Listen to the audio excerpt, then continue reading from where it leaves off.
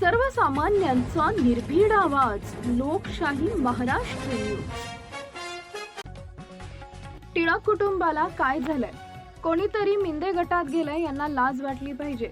ज्यांनी स्वाभिमानासाठी लढा दिला, छातीचा कोट करून ब्रिटिशांशी लढले, तुरुंगात गेले, सरकारला डोकं ठिकाणावर आहे का असा प्रश्न विचारला आणि जालियनवाला बाग हत्याकांडाचा ज्यांनी धिक्कार केला, त्या टिळकांच्या नावाचा पुरस्कार ज्यांना दिला जात आहे आणि ज्यांच्या हस्ते दिला जात आहे त्यांनी जंतर मंतर कांड केला. जालियनवाला नंतर जर देशात कांड घडला असेल तर तो जंतर मंतर कांड आहे. जनरल डायर नंतर जनरल कायर अमित शाह त्यांच्या हस्ते पुरस्कार द्यायला लाज नाही वाटत असा संताप संजय राऊतांनी व्यक्त केलाय. यावेळी त्यांनी पुन्हा एकदा अमित शाह यांच्या राजीनाम्याची मागणी केली. अमित शाह रात्रीच्या अंधारात आले. त्यांच्या विरोधात आंदोलन करायला लोकांना वेळ लागलाय का? त्यांचे हात मुलांच्या रक्तानं माखलेले आहेत. खरं तर त्यांना पदावर राहण्याचा अधिकार नाहीये. 10 दिवसांपासून अधिवेशन सुरू असून एकदाही संसदेत आले नाहीत आणि पुण्यात फिरत आहेत. हे लोकशाहीचं दुर्दैव आहे. पेपर लीक बिलावर चर्चा सुरू असून पेपर फुटीसाठी गृह मंत्रालय जबाबदार आहे. या उलट मुलं रस्त्यावर न्याय मागायला उतरले तेव्हा खिळे लावलेल्या लाठ्या, पॅलेट गन चालवले.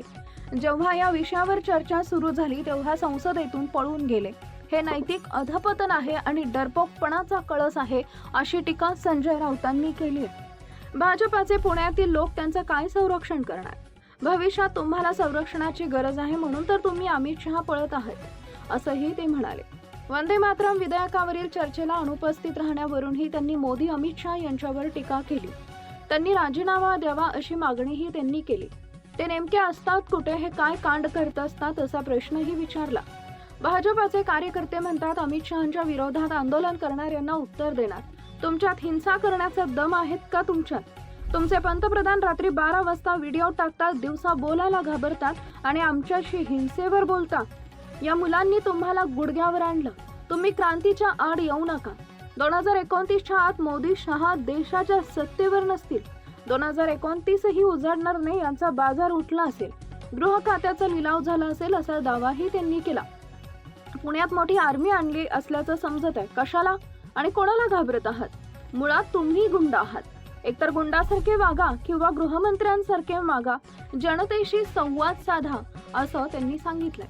नरेंद्र मोदींच्या व्हिडिओवरून टीका करताना ते म्हणाले की ही त्यांची आणखी एक शरणागती आहे. मुळात मुलांनी माफी मागितलेली नाही. आम्ही कुणी मागितली नाही. चुकलो असं कुणी म्हणाल का? ही अवदसा आठवते कशी? हे भ्रमिष्ट झालेत. या देशाचे पंतप्रधान गृहमंत्री भुरकटले. त्यांनी सल्लागार बदलायला हवे आहेत. त्यांची मानसिक स्थितीच ठीक नाहीये. माफ करायचंय तर मग विद्यार्थ्यांचं चारित्र्य का तपासलं जातंय? चंद्रकांत पाटील दगडावरचे ठसे पाहत आहेत. त्यांना अमित शहा यांनी दगड गोळा करायला सांगितलंय. दादांना फिंगरप्रिंटची जबाबदारी दिली आहे. पाटील यांच्यासारखे महान वैज्ञानिक ज्यांनी अब्दुल कलाम यांना मागे टाकलंय त्यांनी सर्वोच्च पुरस्कार देणं गरजेचं आहे.